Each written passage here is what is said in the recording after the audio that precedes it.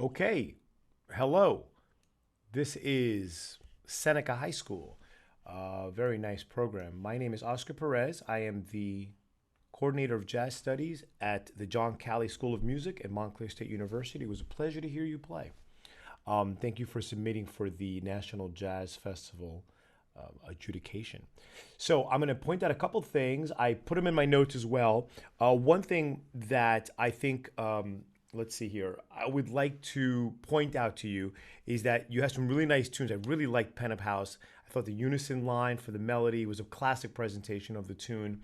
It was very nicely done, and the solos were really good as well. I really enjoyed both the trumpet and the saxophone solo. I thought they were good, and the time was nice and steady. It was just very well done. The only thing that I would say to work on is this idea of every section was very sectionalized. So when you play, practice like with overflowing into the next section, right? So it doesn't feel like here's the melody, here's where it ends, here's a break, here's the top, here's the bridge, here's the top, So it seemed like when you played it, it wasn't so loose. Like it's okay for an idea to go over into another section. It's okay for, I mean, not necessarily the melody, but like for instance, there was no solo break. So it was just like ba-do, ba-do, ba-do, ba-do, ba-da-da-da, melody or solo. But there could have been something in the break, a buzz roll, and then you come right in on the top of the of the solo. So something like that can really create excitement. On the tune 88, I think you guys were doing a little bit better where it was kind of like not so sectionalized. And it's kind of a hard thing to practice, but it really means that you just feel very comfortable with the chords, with the melody, with the form, and that kind of thing. So you're not stuck in the book or on the chart the whole time, right? So my suggestion is to forgetting about, doing it for school or forgetting about doing it for like an adjudication. Just play. Just get together and play the tune and mess around and practice all the different things you could do on the tune, but maybe you wouldn't do in a performance. Because that's when you start to kind of like really test what the limits are. You start to open up. You start to feel really comfortable with the form and with the structure of what you're supposed to stay in, and so it actually liberates you as opposed to constricting you to like, okay, we're here and then we're here and then we're here. You'll get better at this as you continue in your musical journey, but it starts now. One of the places where I think it could have helped you out was in the sense of dynamics, right? So practice playing really soft to really loud over a course of say 8 bars. Say, okay, well, let's play really soft and then really grow in bars 5, 6, 7, and 8, and so that at bar 9 we're hitting at fortissimo, right?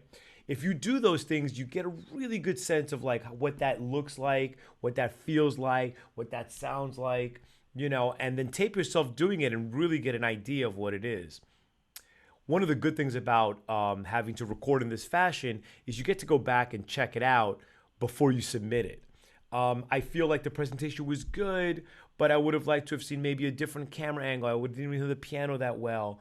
The bass was kind of, especially in the bass solo, I didn't hear it very well. So those are all things like when we're live, you throw a mic on there or, that kind of thing. We can all hear it. But in this kind of environment, it's a little bit harder. So I think you can use that to your advantage by checking it out before you submit it. And I think those kind of things, we as judges can kind of hear those things, but you'd be surprised how that kind of affects you when you're playing, like, when you're like, oh, I'm not sure if it sounds good. Go back and check it out and say, oh, I see what that sounds like now, and I have a sense for that. The other thing I wanted to bring up to you was the fact that, like I said, there was some very nice solos, but I think there could have been more interaction from the rhythm section during the solos so that they don't feel like they're just out there playing to like, play along.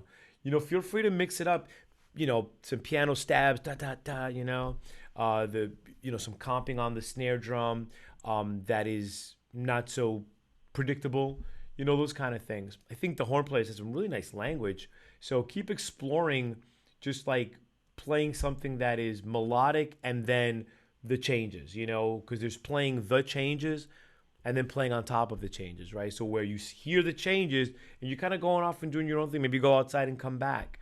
So my thing is like, at this age where you're really getting, used to playing jazz, explore the sound of the music and explore the sound of your instrument, explore the sound of your environment, and then bring it into your music.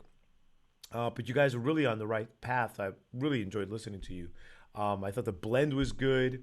I think the articulations were nice from the two horn players. I think those are the kind of things where the more often you play together, the you get a good sense of where they're going to go, what they're going to do in terms of the time. So keep doing what you're doing. It sounds really good. I can't wait to hear you guys in person. Yeah, so great job.